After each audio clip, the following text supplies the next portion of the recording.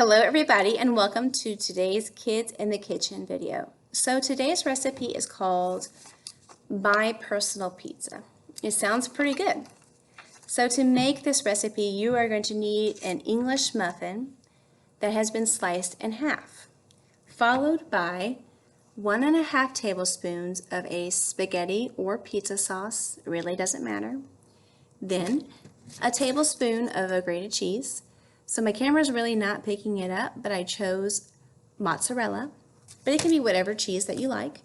And then finally, to finish it off, we are going to do 4 tablespoons of chopped veggies. So I chose red, orange, green, bell pepper, along with some onions. But remember, the recipe said this is a personal pizza, so you can choose whatever you like. And you can also add meat on it if you'd like. So some sausage, some bacon, some ham.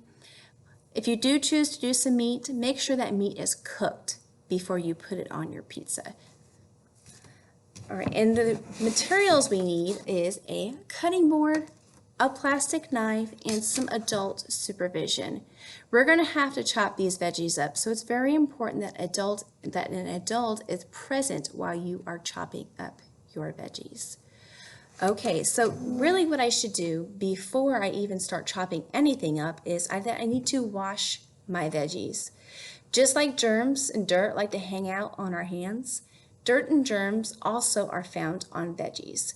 So we want to wash our veggies using cold running water to make sure that dirt and germs go down the drain, never to be seen from again. After, we need to wash our hands for 20 seconds using warm running water and plenty of soap. Alright guys, so with some clean hands and some clean veggies, I want to show you how we chop up these veggies. Chop them up. So I'm going to move my camera down here a little bit so you can see me work just a little better. Now when we chop our veggies up, we always want to use a cutting board because a cutting board protects our tables from getting tore up by the blade of the knife. We want to make sure our cutting board is on a clean surface and that is flat. We do not want our stuff moving around while we are working with our knife because that could help us get injured, and I do not want that. So I'm going to show you how I chopped up my veggie. So here is my onion that I had, and I put the flat surface down just like that. So we're going to use both hands for this step. So taking one hand, we're going to put it on the edge of the onion. And then using the other hand, I'm going to use my right because that is the hand that I feel most comfortable using. I'm going to take that blade and I'm going to press into it. I'm not going to jab it. I'm going to press and then start doing a sawing motion, nice and slow. And we're going to keep those fingers kind of tucked back so our blade doesn't accidentally cut us. But you want to make sure you still have that grip on that onion.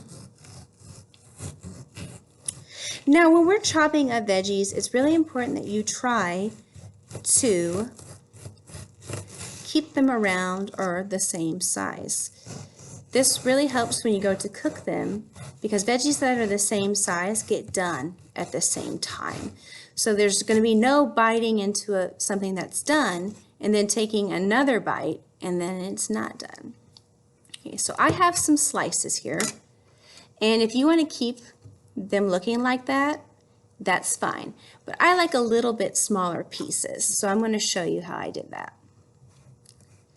So I'm going to put those slices down like so, and still using both of those hands, I am going to make little slices just like that, making sure that those fingers are tucked back so we don't accidentally cut ourselves. We don't want that. We're going to make those small little pieces. See? So you're going to keep doing that until they kind of look like that.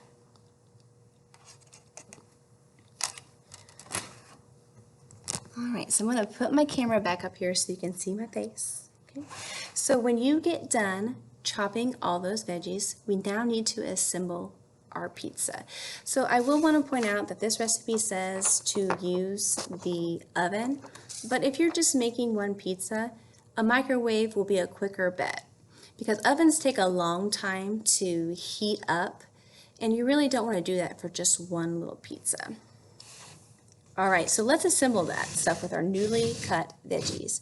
So I'm going to take my English muffin, like so, and then I'm going to take the sauce. And I'm going to put it in the middle of my muffin because I'm going to spread this out later. So like that. And 1 tablespoon probably doesn't seem like to be a whole lot of sauce, but you're going to have to remember we're going to be cooking this and it's going to spread out pretty good. So make sure you're spreading it out to all edges of that muffin. A little closer here.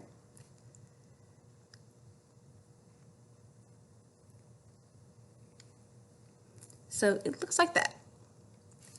And then we're going to have to top it with our cheese.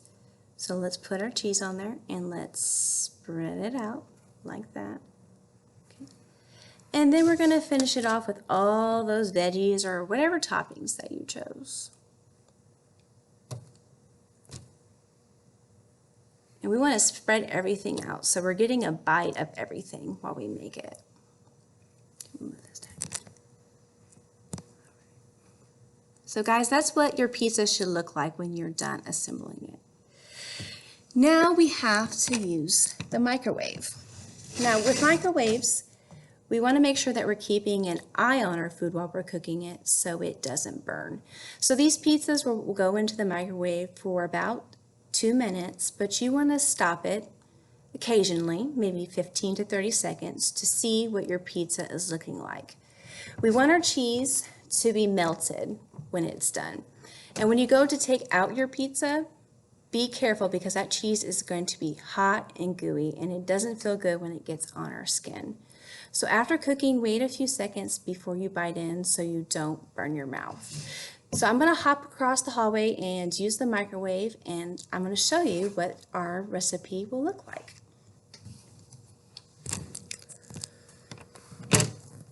All right guys, so this is what we're going to be working with. This is what your pizza should look like when you're done. The cheese should be melted and everything should be warm. So that is today's video. I hope you all enjoyed it, and I look forward to seeing you guys again. Have a great day.